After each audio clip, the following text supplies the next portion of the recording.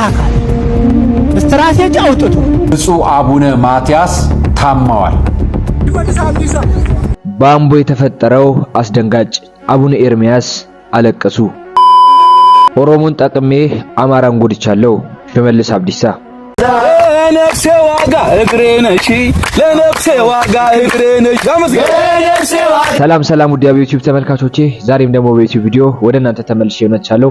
ሁሌም እንደምታደርጉት የቪዲዮ መረጃ ለብዙ ሰዎች እንደርስ ላይክ እና ሼር በማድረግ እንጀምሩ ስል በሉል እግዚአብሔር ስም እንጠይቃለን። ወቅታዊና አዳዲስ መረጃ ሀገራችን ኢትዮጵያን ተዋህዶ ሃይማኖታችን በተመለከተ ዛሬም ወቅታዊና አዳዲስ መረጃዎችን ወደ እናንተ ለማድረስ ዝግጅታችንን ጨርሰን መተናል። እስከ መጨረሻው ድረስ እንድትከታተሉን ጋበዝናችሁ። እንግዲህ ብፁዕ አባታችን አቡነ ማትያስ መታመማቸውን በይሳት እየወጡ ያሉት መረጃዎች ያመለክታሉ። እግዚአብሔር አምላክ አባታችንን ይጠብቅልን፣ ዋርካችንን ይጠብቅልን ለማለት ፈልጋለሁ። እንደዚሁም አቡነ ኤርሚያስ እያለቀሱ ስላለው ሁኔታ ነባራዊ ሁኔታ ተናግሯል።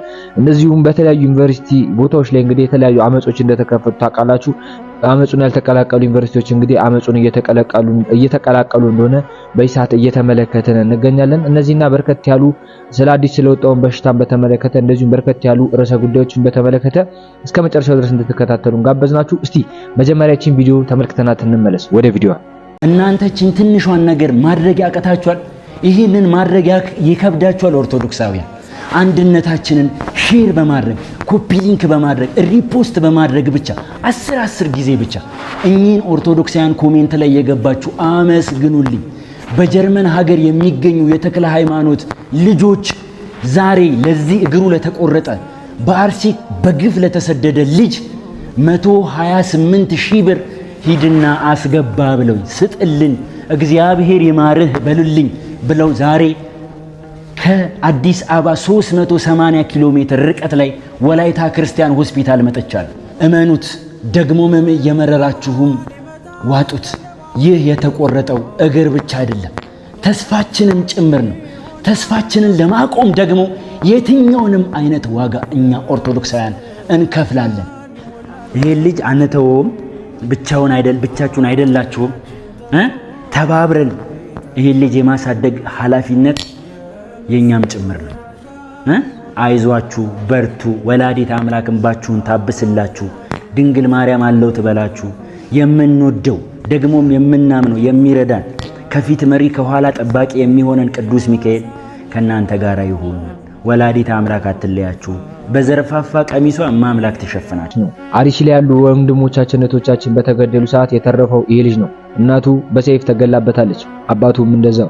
ይሄ ልጅ እንደምትመለከቱት አንድ እግሩን አጥቷል እና ወንድሜ ባሮክ እንደምትመለከቱት እንግዲህ ከደጋግ ኢትዮጵያን የተዋህዶ ልጆች እንግዲህ አሰባስቦ ይሄንን ድጋፍ አድርጎለታልና እግዚአብሔር አምላክ ደጉን ጊዜ ያምጣልለኛ ለተዋህዶ ልጅ። አሁንም ድጋፋችን ያስፈልጓል። ለዚህ ልጅ እስኪያድግ ድረስ ማሳደግ መንከባከብ የኛ ኃላፊነት ነው። ኦርቶዶክሳውያን ባለማተቦች እግዚአብሔር አምላክ እንግዲህ ይጠብቅልን፣ እድሜውን እንግዲህ ከፍ ያርግልን፣ ያገልግሎት ዘመኑን ይባርክልን።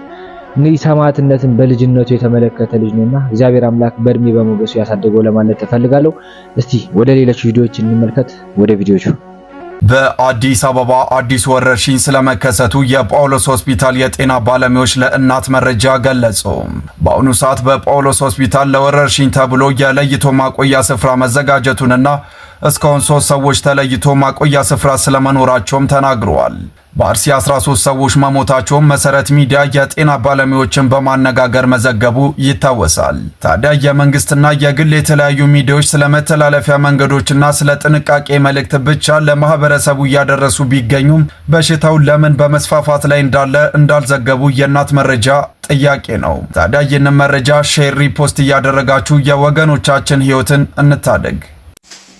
ስለ በሽታው እንግዲህ እየዘገቡ ያሉት ኤርትራውያኖች ናቸው እየተባለ ነው ያለው። እንግዲህ የሀገሬ ሰው ብዙም እንዲናገርና እንዲዘግብ ያልተፈለገበት ምክንያት ነው የማይገባኝ። በጤና ሚኒስቴር በኩል ደግሞ ያለው መረጃ እንዲወጣም አልተፈለገ ነው እየተባለ ያለው። በዙሪያ ብዙ ነገሮች እየተዘዋወሩ ነው ያሉት። እዛ አካባቢ ደግሞ ወረዳው ላይ ያሉ የጤና ባለሙያዎችም እንዲዘግቡት አልተፈለገም። ምክንያቱም እዛው አንድ አካባቢ ላይ ያሉትንም ማህበረሰብ ነው እንግዲህ ከቤታቸው እንዳይወጡና እዛው አካባቢ ሌላ ሰው እንዲገባም አልተፈለገም እና የአካባቢውም ሰው ወደ ውጪ መውጣትም አይችልም እና በዚህ ሁኔታ ላይ ነው ያለው። ስለ በሽታው ደግሞ ሀርኬዝ ያው ማንም ሰው ማለት ነው በዛ በሽታ ክትባት የለውም በሽታው ማለት ነው። ከተያዝክ መሄድ ብቻ ነው እና ስሜቱ ግልጽ ነው። በቃ እንግዲህ ልጆች ምናምን ነገር ፋሚሊ ያለበት ሰው ይገባዋል በጣም ከባድ እንደሆነ ማለት ነውና መፍትሄው ያው በዱዓ ነው። ዱዓ ብቻ እየተደረገ በዱዓና በጸሎት ነው እንጂ በጣም አስደንጋጭ መረጃ። የጤና ሚኒስተር ዶክተር መቅደስ ዳባ ትናንት በሰጡት መግለጫ ከደቡብ ኢትዮጵያ ውጪ ሌላ ኬዝ አላየንም ቢሉም በአርሲ ዞን አስኮ ወረዳ ሁሉቆ ቀበሌ በበሽታው እንደተጠቁ የተጠረጠሩ የ13 ሰዎች ሕይወት ማለፉን መሰረት ሚዲያ የጤና ባለሙያዎችን አነጋግሮ ዘግቧል። ሐኪሞቹ እንደተናገሩ ታማሚዎቹ የታዩባቸው ምልክቶች ከባድ የራስ ምታት፣ የተወሰነ መንቀጥቀጥና ማስመለስ ሲሆን በስተመጨረሻም በአፍንጫና በጆሮአቸው ደም ይወጣልን ብለዋል። በበሽታው ሕይወታቸውን ካጡ ሰዎች መካከልም የወረዳው ነዋሪዎች የሆኑት ሳኒ አህመድ፣ ኢብራሂም ሐሚዶ፣ አብዱርሃማን በያን፣ ሙሐመድ አብዲ አብደላ፣ ሙለታ ኢብሮ፣ ሁሴና ሙሜ፣ ሕፃን መይሙና ሳና አህመድ፣ ሕፃን ማሪፍ ሙሐመድ ሌሎችም እንደሚገኙበት ተነግሯል። መረጃው ለህዝብ እንዳይደርስ አለመፈለጉን መሰረት ሚዲያ ሐኪሞቹን እንደ ምንጭ ተጠቅሞም ዘግቧል።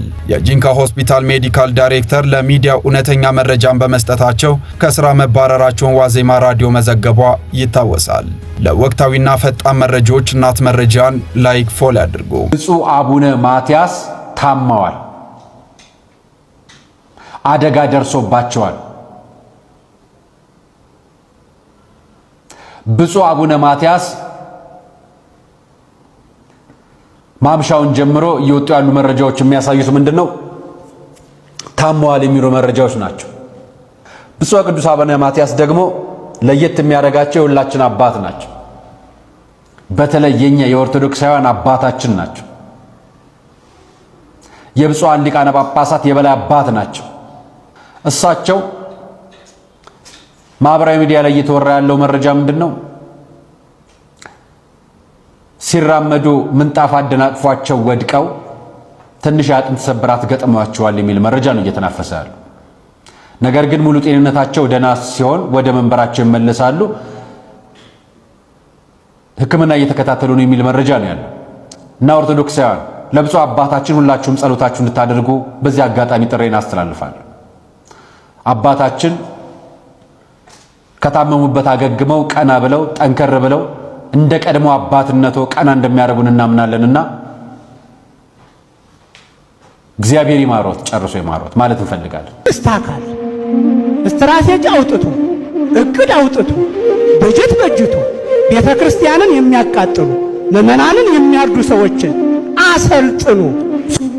ምን እያለ እኔ አቤል ጠባቂው አይደለሁም ማለት አይቻልም። እኔ አቤል ጠባቂው ነኝ ብሏል ቃየል ከገደለ በኋላ። እንዴ ይሄ ለመንግስት አያስኬድም።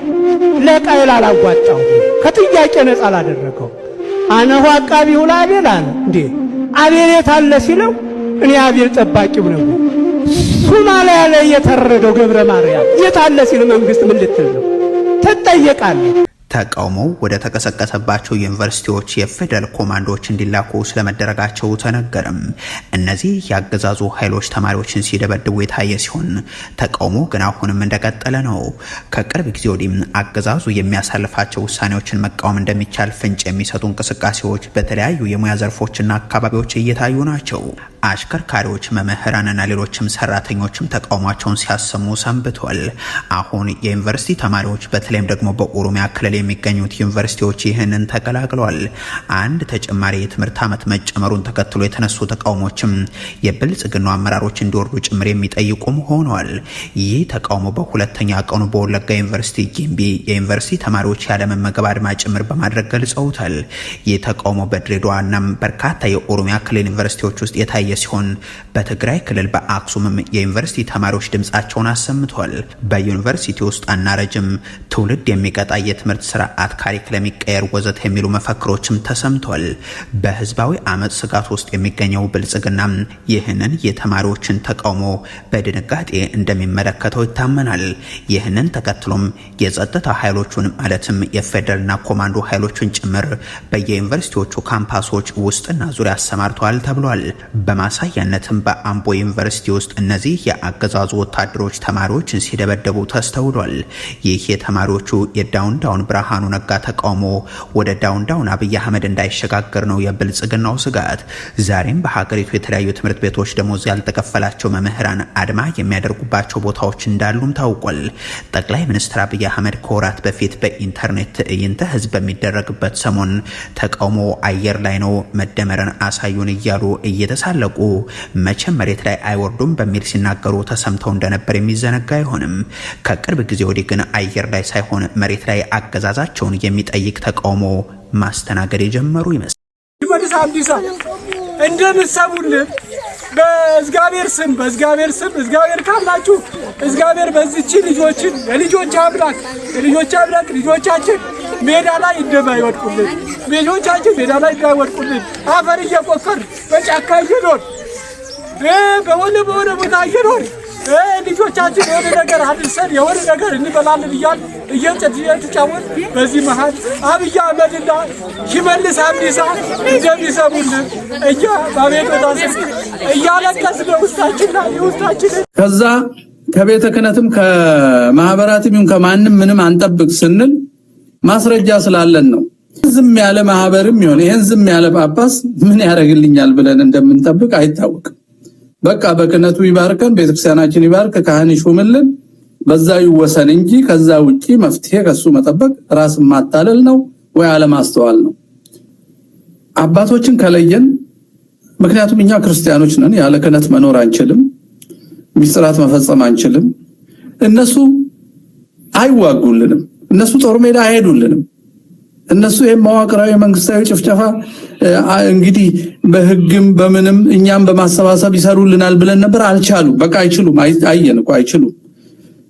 ጥቁር ልበሱ ያሉን ጊዜ ጥሩ ምልክት አሳዩና ከዛ ወዲያው ምናቸው እንደተነካ አላቅም። ምናልባት ሰው የግል ድካሙን ስትነካበት ደንግጦ ስለሚል የእያንዳንዱ መዝገብ ደህንነቱ ሰብስቦ ለሁሉም በራሱ በፖስታ ልኮለት ዝም ማትሉ ከሆነ ይሄንን ለመመናን እናጋልጣቸዋለን ብለው ነው መሰለኝ ተንቀጥቅጠው ነው ከመንግስት ጋር የሚኖሩት ትእዛዝ የሚቀበሉት። ስለዚህ አሁን የኛ ክህነታችን እንዳናጠፋ እነሱን እንርሳና እኔ አሁን ማለት የጀመርኩት ምንድነው ታውቃለህ? እነሱ በክህነቱ በቃ ይስሩ፣ በቃ እንርሳቸው፣ እንተዋቸው፣ በቃ አንውቀሳቸው፣ ምንም አንበላቸው።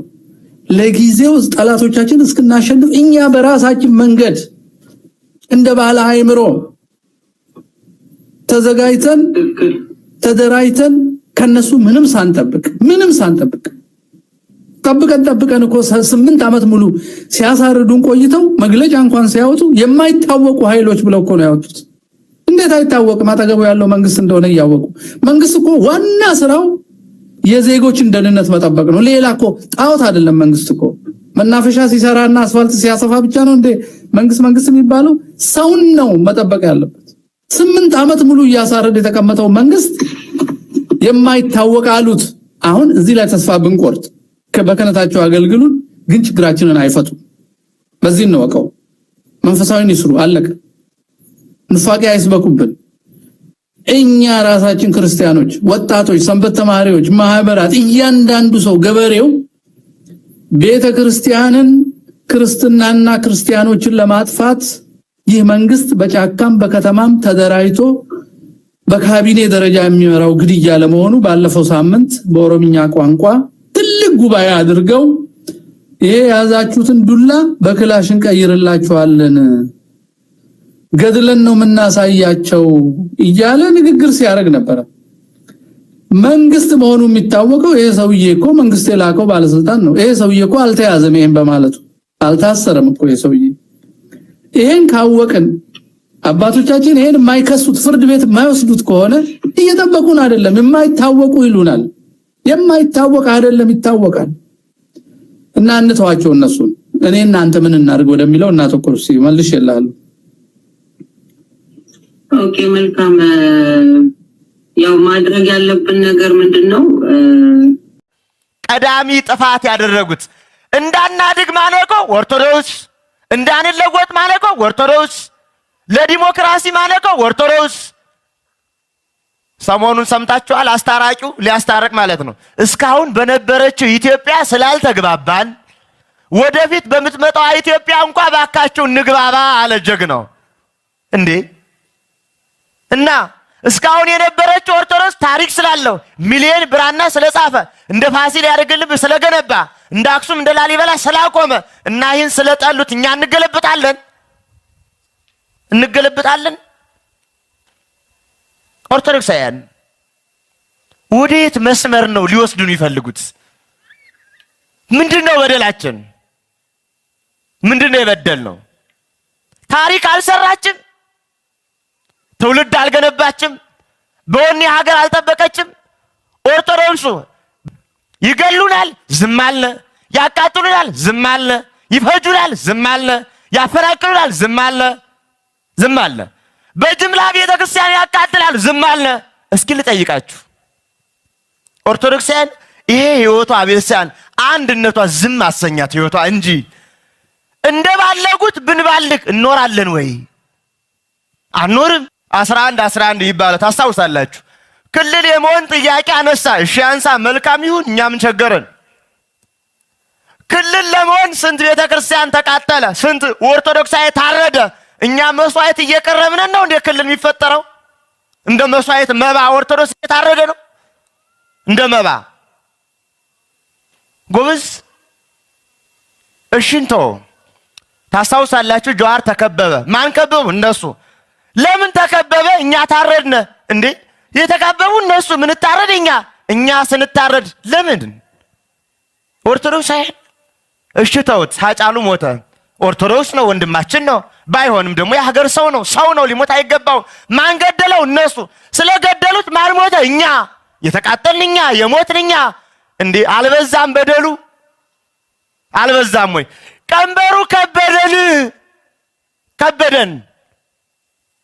ንጉሱ እንደ ሰሞናቸው ኪዳን ሊያደርሱ ይገባዋታል። ንጉሱን ካህናቱ ሰሞኖትን ጠብቀው ታቦት ይሸከሙ፣ ሰሞኖትን ጠብቀው ቅዳሴ የሚቀድሱ ተብለን ቅንጦት ነበረብን። በዚህ አይነት ልልና ነው የመጣ ነው። ማን ነው ወደዚህ ያመጣት? ቤተክርስቲያን ምን አርጋ? አንድነትን ሰብካ አንዲት ህይወትን አምጥታ። ቤተክርስቲያን የማትገኝበት ህይወት አለ? በታሪክ በልልና በፊደል ቀረጻ ሀገራዊ ሰው በመፍጠር አይምሮን ቅርጽ በማስተካከል ኦርቶዶክሳዊ ወኔን በማላበስ የሀገር ፍቅር በመስጠት ጥያቄ ልጠይቃችሁ። እዚህ ያለን ክርስቲያኖች ውዳሴ ማርያም ሳደግም መቼም አንውልም። የሚደግም ሁሉ ጸሎታ ለማርያም ወስለታ ለሀገር ልትነ ኢትዮጵያ ይቀባ ማተወልዳ ሳይል ይቀራል? አይቀርም። ሁሉም ሰው ሀገሩን በመውደድ በጸሎት በማሰብ ተመስርቶ የመጣ ህይወት ነው። ከዚች አንዲት ህይወት ማን የገነጠለን? ልበሉ፣ ማን የገነጠለን? ከ1960ዎቹ በኋላ ኦርቶዶክሳዊ ማንነት ጠል እንዲህ ተጀመረ። ትምህርቱ እንዲህ ተጀመረ። ሲያስተምሩ ወተት በቧንቧ ትጠጡ ነበር። ወደፊት ጠጅም በቧንቧ ይገባላችሁ ነበር። ግን ቤተ ክርስቲያን ስላለች እንዴት አድርጋችሁ ይሆናል የሚል እየተማሩ ያደጉት